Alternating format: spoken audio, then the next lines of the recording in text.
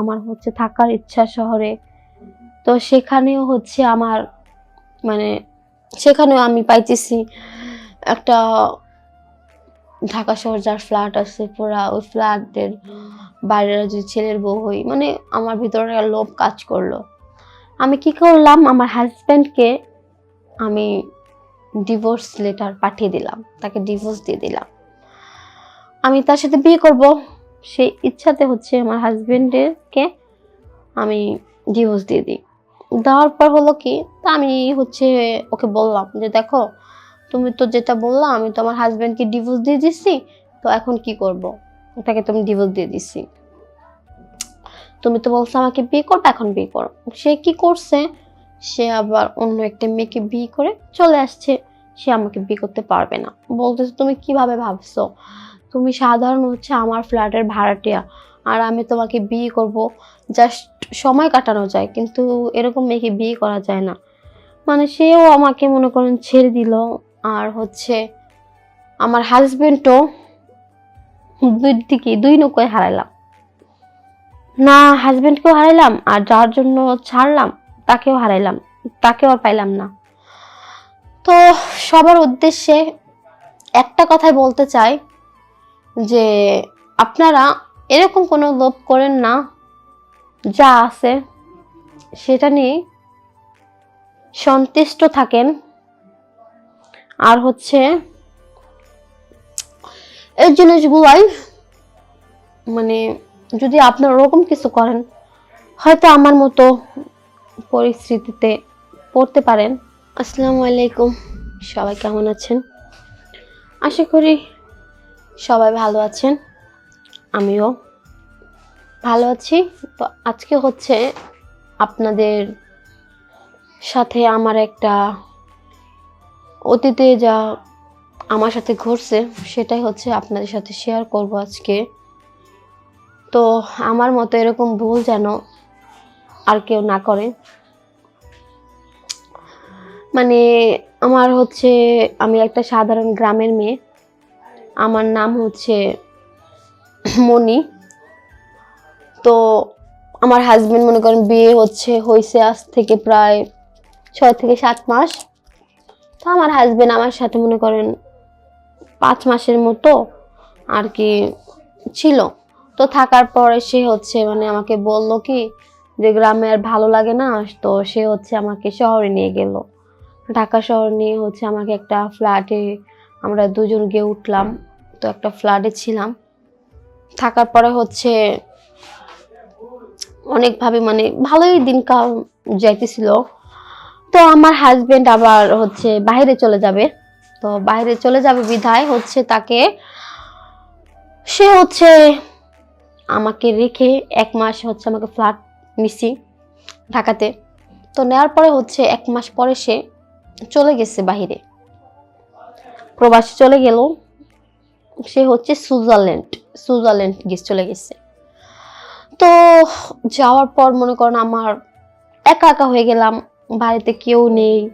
মানে আসলামই ঢাকা শহর থাকবো, হাজবেন্ড নিয়ে ঘুরবো, এনজয় করব, মানে এরকম কিছু। মানে আমি গ্রামের মেয়ে হলেও না, আমার মানে চাহিদাগুলা অনেক বেশি ছিল, মানে অল্পতে আমি কখনো খুশি হতাম না।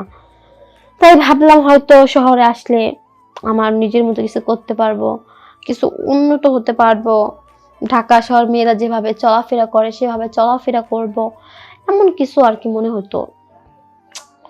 পরে ভালো লাগে না, তো আমাদের হচ্ছে যে ফ্ল্যাট নিছি সেই ফ্ল্যাটের বাড়িওয়ালা ছেলে তো মাঝে মাঝে আমার কাছে আসতো, এসে গল্প করতো। তো এরকম মানে গল্প করতে করতে প্রায় অনেক দিন হয়ে যায়। মানে একসাথে থাকতে থাকতে না দুজনের মধ্যে একটা সম্পর্ক তৈরি হয়ে যায়। যে কোনো জিনিস একসাথে থাকলে না তার একটা মায়া আবেগ কাজ করে। তো তখন হচ্ছে কি হলো, আমি ওর সাথে রিলেশনে জড়াই গেলাম। আমার হাজবেন্ড তো এই ব্যাপারে কিছু জানে না, সে প্রবাসে আছে। তার সাথে মাঝে মাঝে কথা হয় ফোনে, কিন্তু আমি মানে এখন না আমার হাজবেন্ডের সাথে কথা বলতে আমার সেরকম ভালো লাগে না। তো তারপরে কি করলাম, আর পরে হচ্ছে এরকম করতে করতে প্রায় অনেক দিনই চলে গেল। তো যাওয়ার পরে হচ্ছে আমাকে বললো কি যে আমি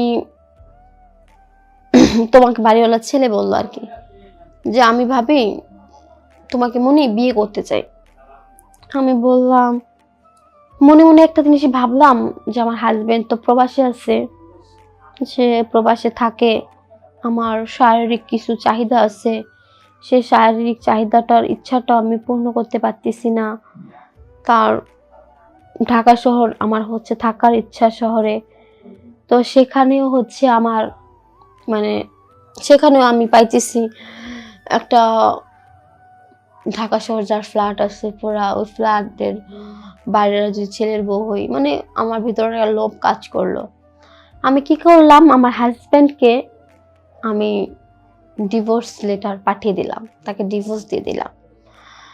আমি তার সাথে বিয়ে করব সেই ইচ্ছাতে হচ্ছে আমার হাজবেন্ডকে আমি ডিভোর্স দিয়ে দিই।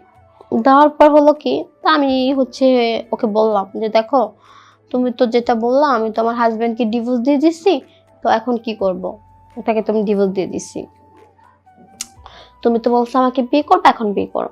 সে কি করছে, সে আবার অন্য একটা মেয়েকে বিয়ে করে চলে আসছে, সে আমাকে বিয়ে করতে পারবে না। বলতেছে তুমি কিভাবে ভাবছো, তুমি সাধারণ হচ্ছে আমার ফ্ল্যাটের ভাড়াটিয়া, আর আমি তোমাকে বিয়ে করব জাস্ট সময় কাটানো যায়, কিন্তু এরকম মেয়েকে বিয়ে করা যায় না।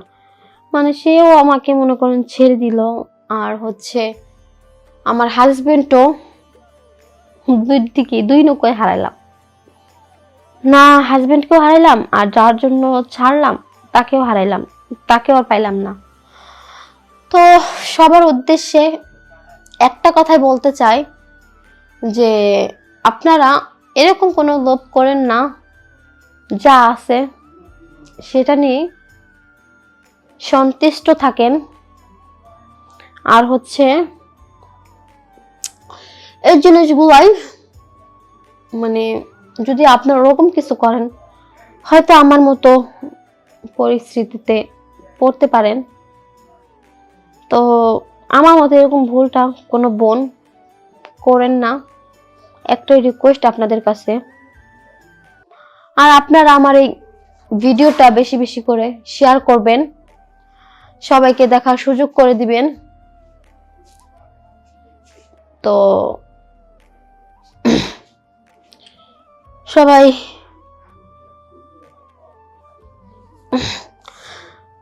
ভিডিওগুলো শেয়ার করবেন, যেন আমার এই কাহিনীগুলো দেখে মানসিক মানে তারাও শিক্ষা নেয় যে এরকম কাজগুলো যেন তারা না করে। তো সবাই তো একটা মনের মানুষ চায় যে বিয়ে করবে, একটা সংসার করবে। তো আমি তো দুটোটা কুলে হারাইলাম, আর আপনাদের সামনে তো সবটা আমি স্বীকারই করলাম। তো আমার এই সব কিছু জেনে যদি কেউ আমাকে বিয়ে করতে ইচ্ছুক থাকেন, তাহলে হচ্ছে আপনারা আমার সাথে যোগাযোগ করবেন। হয়তো ভাবতেছেন কিভাবে যোগাযোগ করবেন, আপনারা হচ্ছে ভিডিওর শেয়ার অপশনে 3বার ক্লিক করবেন। 3বার ক্লিক করার পর আমার হোয়াটসঅ্যাপ ইমো নাম্বার দুটাই চলে আসবে। তো তার মাধ্যমে আমার সাথে কন্ট্যাক্ট করবেন। হয়তো আশা করি এরকম ভুল আমার লাইফে আমি আর কখনো করব না। অনেকটা লাইফে ভুল করে ফেলছি, মানে ভুল যদি না করতাম তাহলে হয়তো শিক্ষাটা পাইতাম না। সে ভুল করে নিজের ভুলটা বুঝতে পারছি। তো সবাই ভালো থাকবেন, সুস্থ থাকবেন। আল্লাহ হাফেজ।